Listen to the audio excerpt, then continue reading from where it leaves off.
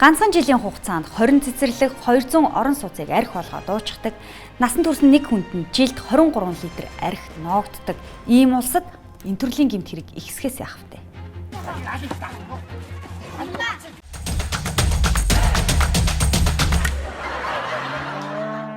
Шок мэдээ хошинтой амь нэвтрүүлэг 25 дахь дугаараа хүрэхэд бэлэн боллоо.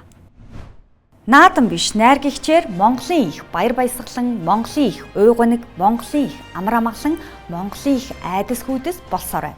Баяр ихтэй 3 дугаар сар гуниг ихтэй өдрүүд жаргалтай ахгүй зовлон болдог тул цагдаагийн байгууллага сануулж сэрэмжлүүлэх аян явуулж байна. Эмэгтэй эрэгтэй хүн баярлуулах өдрүүд ихтэй 3 дугаар сард эрэгтэй эмэгтэй хүний эрүүл мэндийн эсрэг гэмт хэрэгүүд цуурдаг. Хүний эрүүл мэндийн халчгүй байдлын эсрэг гэмт хэрэг 2018-аас 2022 онд буюу 4 жилийн хугацаанд 38846 бүртгэгджээ.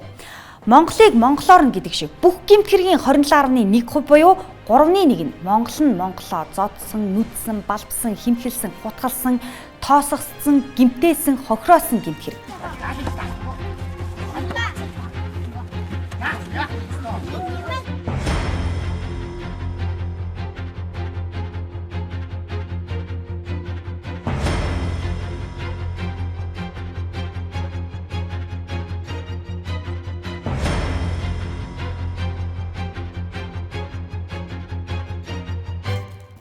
2018 оноос жил дараалан буурч байсан энэ гэмт хэрэг 2021-ээс 2022 онд 23.9%-аар огцом өссөн байна. Өссөн тоо нэмэгдсэн хувь бүрийн цаана эргэж олдохгүй эрүүл мэнд, хүний хувь заяа, игнэгт уулзахгүй ээж аав, элгэн садан, амт нөхөд бий.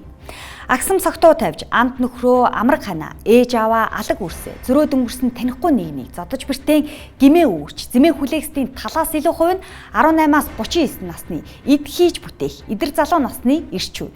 Хүний эрүүл мэндийг хохироосон 6999 хэрэгтний 3710 буюу 53% нь эдэр дунд насны эрчүүд байна. Өдөр эхэлсэн баяр даварч давирсаар ахиж нэмсээр шөндөө гунигаар төгсдөг. Жаргалаар эхэлж зовлонгоор дуустдаг гэмт хэргийн 37% шөнийн 22 цагаас өглөөний 6 цагийн хооронд гардаг. Гудамж талбайд 26.5%, Монгол гэрт 22.6%, орон сууцнд 11.9% нь бар ресторанд 1.8% тус тус үйлдэгдсэн байна. Үйл ялах өчүүхэн зүйлээс болж хэрүүл зодоондоо хүрч гэртээ харих зам нь эмнэлэг, цагдаа, эрүүлжүүлэх, шорон тийш зүглэх мөр болж хувирдаг. Монгол цэргийн өдөр бол Монгол эх орны төлөө сайн өдөр. Монгол нь Монголоо хохироох муу өдөр биш. Эх орондоо тангараг өргөж, тоо цэргийн жагсаалд алхаж, малгай дээрээ соёмбоо асаан зарж, мөрөн дээрх мөрцөөрөө гойсон эрэгтэй, эмэгтэй цэрэг хүний баярын өдөр. Нэг баярыг үдэж, нөгөө баярыг угтахын тулд баяраа гуниг, жаргалаа, зовлон бүү болгоорой.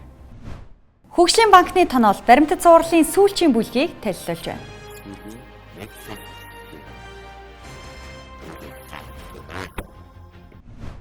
Хөгжлийн банкны тоноол баримтат цувралын сүүлчийн 3 дугаар бүлгийг төрийн ордонд үзүүллээ. Хөгжлийн банкнаас жижиг дунд үйлдвэрлэлийг хөгжүүлэх сангийн 151-ийн төсөлд олгосон 50 тэрбум төгрөгийн зээлийн хүүгийн зөрүү хөнгөлтэйг авсан хүмүүс нь биш, аваагүй иргэн бид төлс нь тодорхой боллоо. Өрийг нь өөрсдөр нь төлөөлөе гэж анх шүүлүүлэгдсэн боловч өрийг нь өмнөөс нь та бид төлчихсөн юм байна. Учир нь гадаадаас доллар, еврогоор татсан их усүрийн ханш хүүгийн зөрүүнд 2014-өөс 2016 онд 30.5 тэрбум төгрөгийг зээл төлөгч тэдвш татвар төлөгчид бид буюу төсвөөс төлжээ. Гэвч Монголын бүх татвар төлөгчид тэр хүнд олгосон нэн хөнгөлтэй зээлийнхэн зөрүүг нь улсын төсвөөр төлөөд байгаа. Социалист хөдөлмөрийн капиталист Баатар сайхан ноолгорын үйлдвэрлэл зориулж 31.2 тэрбум төгрөгийн зээл авсан. Зээлийнхээ талаас илүү 17.6 тэрбумаар 5 богд Foods, 5 богд Trade компанийнхаа зээлийг төлчихжээ. 8 тэрбумыг зүгээр л хадгаламжинд хадгалж байсан байна. Май хадгал гэж 8 тэрбумыг өгдөг бол заавал Баатар сайхан болж төрөхгүйгээр хинч баяжиж болно. Хувийн банкны эзэн улсын банкнаас нийтдээ элдв янзын хөтөлбөрөөр 226 тэрбумын зээл авчээ.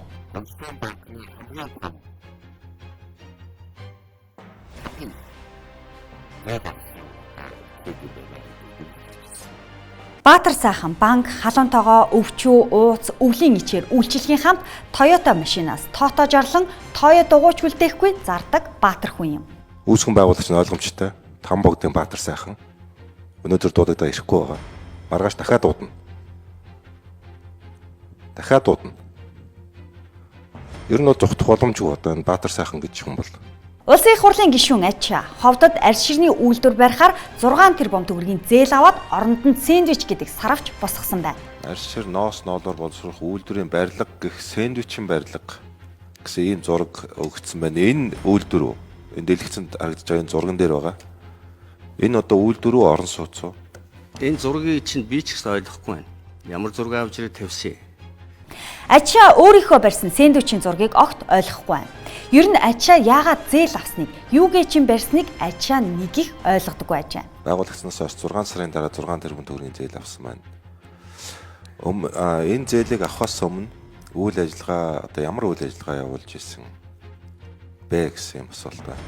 За энэ бол байгуулагчсан тэр намтар түүхийн тухайд таны ярьж байгаатай адилхан баха. Зээл авах дуртай Ачаа төрийн албан хаагчид зээл авахд дургүй. Ачаа биш төрийн албан хаагч орлогынхаа 80%-аас давсан зээл авахыг хориглох хууль санаачилсан юм. Хөгжлийн банкны зээлдэгчид өрөө төлсөн байлаач тэр мөнгөөр нь экспорт нэмэх алдагдсан боломж эргэж нөхөгдөхгүй. Хөгжлийн банкны 1.6 их найдын чанаргүй үр зээлийн талаарх 3 бүлэг сонсгол энхүү болж дууслаа. Сонсголд оролцогчид гэрчүүд үр тавигчдын 2000-аас 3000 хүнтэй хамт олноороо төгсөлтийн монтаж маягийн зураг авахулбал түүхэн сургамж болж үлдэнэ. Өвчтөд нь эмчээ зодож байгаад хүчээр бие үзүүлсэн галзуу солиотой гажиг чигтэй явдал өнгөрөх 7 хоногт гарлаа. Улсын 3 дугаар эмнэлэгт үйлчлүүлэгч өөрийн авсан цагаас 2 цаг 30 минут хоцорч ирээд өөрийн биеэр дараалал дайрч эмч цивилмаг хил амаар доромжилж биед нь халтаж цохиж байгаад өөрийнхөө биеийг хүчээр үзүүлсэн юм байна. Очир дараалд байсан бусад хүмүүс ч тасгийн эрхлэгчин ч эмнэлгийн ч хүчээр бие үзүүлэгчд шаардлага тавиагүй. Эрүүл нь согтуугаасаа согтуун галзуугаасаа айн гэдэг шиг юм болж эмч бүсгүй ганцаараа нудчуулж доромжлуулж өрөөндөө уйлж үлдсэн тухайга сошиал сүлжээнд нийтэлжээ. Өнөөдөр би зодуулж байхад өмөр хүн байхгүй, хууль байхгүй. Өрөөндөө уйлаад суух тавилантай Монголын нийгэм. Эмчийн нэр хүнд эмчийг хамгаалах тогтолцоо. Дахиж өнөөдөр үзэх ёстой 50 хүн байна. Эмч байхын тулд дарамт зодуурчваас дийлдэг байх ёстой юм шиг байна гэж постлжээ. Тасгийн эрхлэгчтэй хэлэхэд өөрөө цогцоол гэдэг мэрэгэн заавар үнэтэй зөвлөгөө өгсөн юм байна. Эмч цэвэлмаа цагдаад хандан өргөдөл хүсэлтэд гаргажээ. Энэ бол наад захын зөрчлийн хэрэг. Ингээд ер нь эмчтэй хүч хэрэглэн байж үзүүллээгээд үр дүн гарах уу гэдэг гажиг асуулт жигтэй хариултаа нэхэж байна. Хүч хэрэглэн гэхэд хүчээр бие үзүүлнэ, хүчээр онш тавиулна, хүчээр эм бичүүлнэ гэдгийг ойлгоё гэвч ухаан өрөхгүй байна. Шок мэдээ хошинтой нэвтрүүлгийн 25 дахь дугаартаа хамт байсан эрхэм үзэгч та бүхэнд баярлалаа.